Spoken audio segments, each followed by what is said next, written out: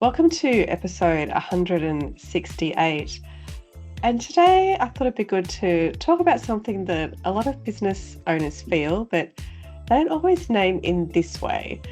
And that is why scaling a business can feel so much harder than starting one.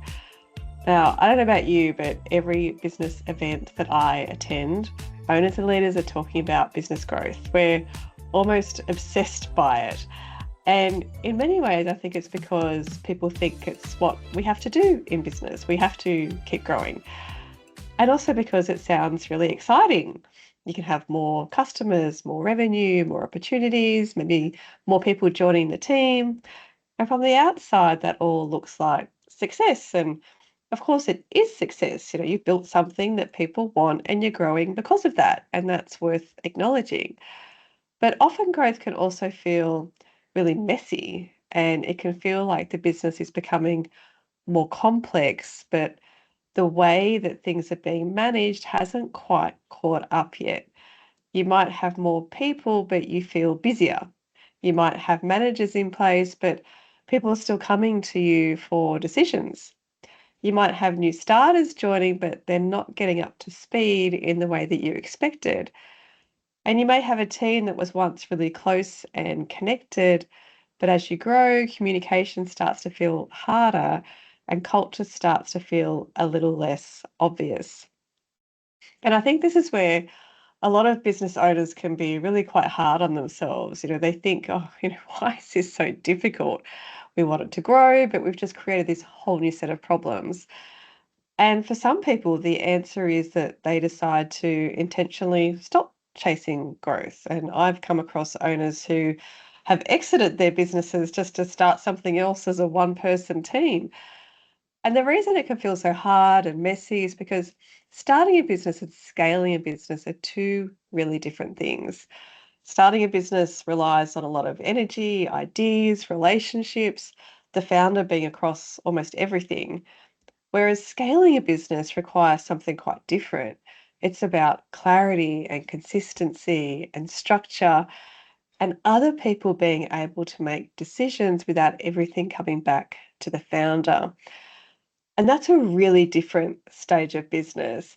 And it's also a really different stage of leadership. So, in this episode, I want to talk about the people side of scaling because that's often where the cracks start to appear first. We can talk about systems and finance and marketing and operations, and all of those things matter. But very often, when a business starts to feel harder to run, it's because the people foundations haven't kept up with the size of the business. And by that, I mean things like role clarity, onboarding, accountability, manager capability, decision making, communication, and the way that culture is lived through the business. And none of that needs to be complicated, but it does need to be intentional. When a business is small, a lot of things just happen quite organically. Everyone knows what's going on because everyone's pretty close to the work. You can have quick conversations, make fast decisions, solve issues, and your team learn by watching you and they pick up on the culture because they're around the founder and the original team day to day. That's not a bad thing. And in the early stages, that's exactly what a business needs because you need to be flexible and people need to jump in and help. And you need people that are happy just to work things out as they go because the business is still forming and you don't always know what it's going to look like in 3, 6, 12 months.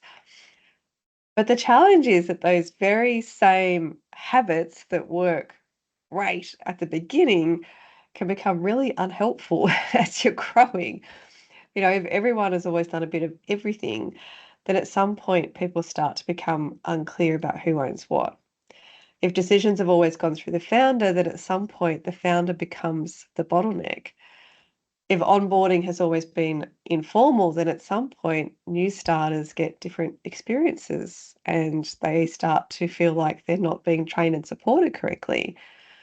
And if culture's always been learnt by just being close physically to the founder, then at some point the business is a different way of showing what the culture is. So It's not necessarily that anything has gone wrong. It's more just that the business will reach a stage where the old way isn't strong enough to support the next stage of growth. And I've spoken about this in a previous episode about what Vern Harnish calls the valley of death, which is that our business will grow, it plateaus, and then to get to the next stage, we've got to go into the valley of death because the people, processes, systems, culture that got us to that first plateau aren't necessarily the ones to get us to the next one.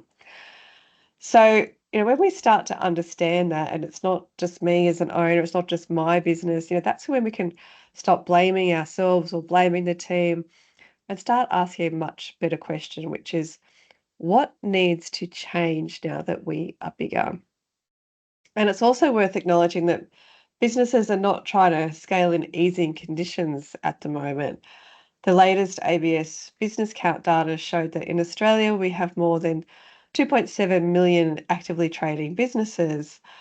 And in the last year before that report, there were over 437,000 business entries and over 370,000 exits.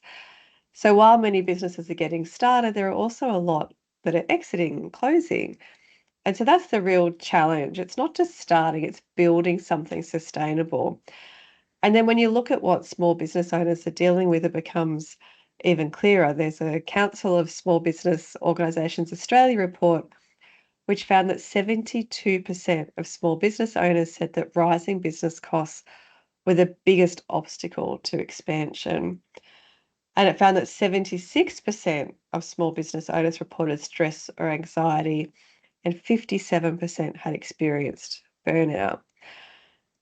Now, I know they're not great numbers, and I don't share them to make this sound all doom and gloom, but they're important because they bring the conversation back to the real world, which is that scaling a business, it's not something just happening in a textbook somewhere with, here's step one, two, three, four. It is happening while owners are dealing with cost pressures, recruitment challenges, compliance obligations, technology changes, and sometimes a really tired leadership team. So, when I talk about people, systems, and foundations, I do not mean red tape. I mean taking some of the load out of the founder's head and putting it somewhere that's repeatable and reliable. Because if everything still depends on the founder, remembering, noticing, deciding, following up, fixing, growth is going to be exhausting really quickly. So, in terms of what tends to break first, the first thing I want to talk about is role clarity because this is a common one when we're growing. In the early days, everyone does everything, and that's what makes their business work. Someone just sees a problem, they jump in, they fix it. Someone helps a client, even if it's technically not their role, and that creates a really strong sense of teamwork. But as the business grows, that kind of model can really quickly turn into no one knows who owns what. And when that happens, work can be double handled, can get forgotten. People assume someone else has done something. Managers assume someone else has checked the details. People are waiting for approvals because they don't know, do I have the authority to make that decision?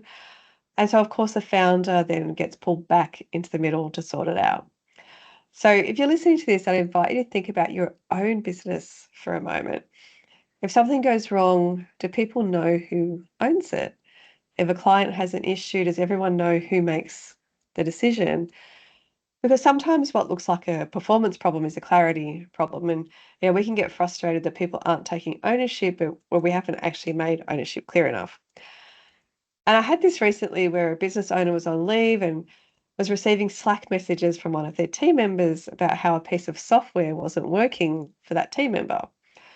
And then there was another one, emailing the owner about how a client needed a very minor scope change. And the owner was talking to me and getting really frustrated. But from my perspective, this is actually a really good signal because it means that you now know your team do not have the clarity on what they can own and make decisions on, and they're leaning on you too much.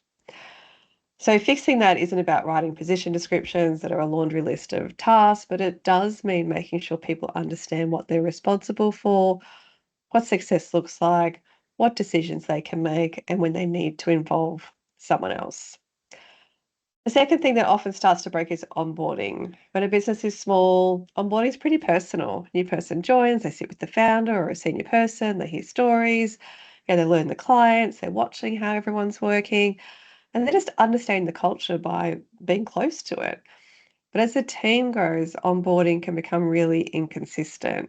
So you can get one person with one manager having a fantastic experience because that manager is really organized and makes time for them. And then you have another person who gets a laptop and a login and a well-meaning manager who says, okay, great, glad you're here. Ask me if you need anything. And then, disappears into meetings for the rest of the week.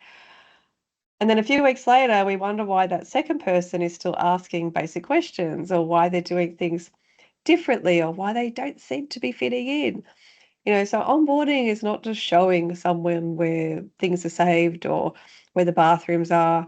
It's really about how people learn what matters in your business. How do they understand the standards, the clients, the rhythm of the team, the way decisions are made, and how we treat each other. So if onboarding is left to chance, you're going to get a different result every time. And that's much riskier as the business grows because each new person is either having a really great positive impact on the culture or decide to add in a little bit of variation, which can become toxic down the track. And this is a really common area that we find employees bring up in engagement surveys and culture focus groups when we run them, because the inconsistency of onboarding impacts everybody across the organisation, not just the new person. The third area is accountability. And, I will hear people say, we need more accountability. And I understand what they mean, but accountability is one of those words that we can use a lot without really understanding what sits underneath it. Because accountability is not just telling someone, you need to take more ownership. Accountability requires clarity, regular conversations, feedback, expectations, and follow through. People need to know what good looks like, what they're working towards, and what to do if something's not quite right. And this is where our managers play such a key role. If our managers aren't having regular one-on-ones, if goals aren't clear, if feedback only happens when something goes wrong, accountability is going to be difficult to achieve. And we know managers will sometimes avoid difficult conversations. There's a reason why they're called difficult. Sometimes it's just they don't know how to have them. They're worried about getting it wrong, or they're just busy. So that type of conversation gets pushed to the bottom of the list. But the problem is that when we delay these conversations, the issue doesn't disappear. In my experience, it just gets bigger. So the manager becomes more frustrated, the employee feels blindsided when something is finally raised, and the founder or the senior leader ends up dealing with something that could have been much easier if it had been addressed a whole lot earlier. So one of the simplest things a growing business can do is create a regular rhythm for performance conversations. And I'm not talking about a heavy annual review process. It could just simply be monthly one-on-ones, quarterly priorities, and just getting into the habit of giving feedback in the moment. So we want performance to be a part of normal business conversations and operations, and not something that only gets raised when there's a problem or when we get our yearly email saying it's time to do performance reviews. The fourth thing that starts to get difficult is decision making. And this can be pretty tricky for founders because in the beginning it makes sense that they make all of the decisions. They know the business, the clients, the risks. They're trying to protect the business. But as it grows, this is where it can become a bottleneck. So people are waiting for the founder. Managers are checking everything. Small decisions take longer than they should. And then the founder says, why can't anyone around here just make a decision? But, that's the time where we need to pause and say, okay, do people know which decisions they can make? Because people will come back to the founder not because they're incapable, but because the decision-making rules aren't clear. Or maybe they've made a decision in the past and then they were corrected, and so now they're scared of doing it again. Or maybe the founder has a really particular way of doing things, and so they're worried that they'll do it in the wrong way. So, part of scaling is moving decision making out of the founder's head and into the business, which means being clear about what managers can decide, what team members can decide, what needs approval, what principles guide decisions when the founder's not there. And this is where having values becomes really practical because they're not just words on your website or in an onboarding document. They should be the lens through which people are making decisions. So if one of your values is about care, what does that mean if a client is unhappy? If one of your values is about ownership, what does that mean when someone sees a problem directly outside of their role? And this is how our culture scales. It's through decisions and not just good intentions. Now, I can't do an episode like this without talking about one of the biggest areas, which is manager capability. And I've spoken about this many times, how many businesses promote people into management roles because they're good at their job, they're technically strong, they're reliable, they're loyal, they're good with clients, but they don't actually know how to manage people.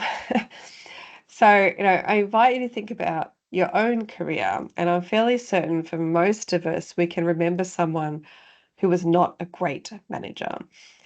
And that could be because they just weren't taught how to manage. They have never been shown how to give feedback, how to run a one-on-one, how to have a difficult conversation, how to coach. And in scaling a business, that gap can be a really big blocker. Gallup's 2025 workplace research found global employee engagement fell from 23% to 21%, and the sharpest decline was across managers. And this makes sense because managers are often stuck in the middle. They're expected to deliver the work, but they also need to support the team, manage change, communicate, keep people engaged, handle performance issues. So, if we want a business to scale well, we have to invest and support our managers. We need to be clear about what we expect from them and then give them the tools and the confidence and check in with them regularly because managers are the link between the founder's vision and the employee's day-to-day experience. If our managers are unclear, inconsistent, or unsupported, the team and our culture will feel that. So, what do we do with all this? You do not need to create a massive HR manual or introduce a whole lot of processes that don't feel like your business. Really, the best people systems for small and medium-sized businesses are just really simple, practical, easy to use. So the goal is to not be corporate, but to just make your business easier to work in. So if your business is growing, start with a few foundations. Start with role clarity so everyone understands their role and how it fits in with everyone else. Look at your hiring and onboarding so that every new starter gets a consistent experience and understands not just what they need to do, but how things get done in the business. Create a simple performance rhythm so managers and employees are having regular conversations about priorities, progress, feedback, and development. And support your managers, especially if they've been promoted because they were great at doing the do, but now they need to learn how to lead people. And then we want to clarify decision making so that everything doesn't need to go back to the founder. None of that's complicated, but it does need to be intentional because those informal processes just stretch and stretch and stretch until they break. So, this is the key message I want to leave you with today. Scaling does not mean losing what made your business really special. It doesn't mean becoming cold or corporate or full of red tape. It means protecting what made your business special by putting enough structure around it so it can continue as you grow. And if you're listening to this and you're thinking, yeah, our business is growing, it feels a bit messier than it used to, then a useful question to reflect on is, what are we still managing as though we were a team of 5, even though we're now a team of 20 or 30 or 50?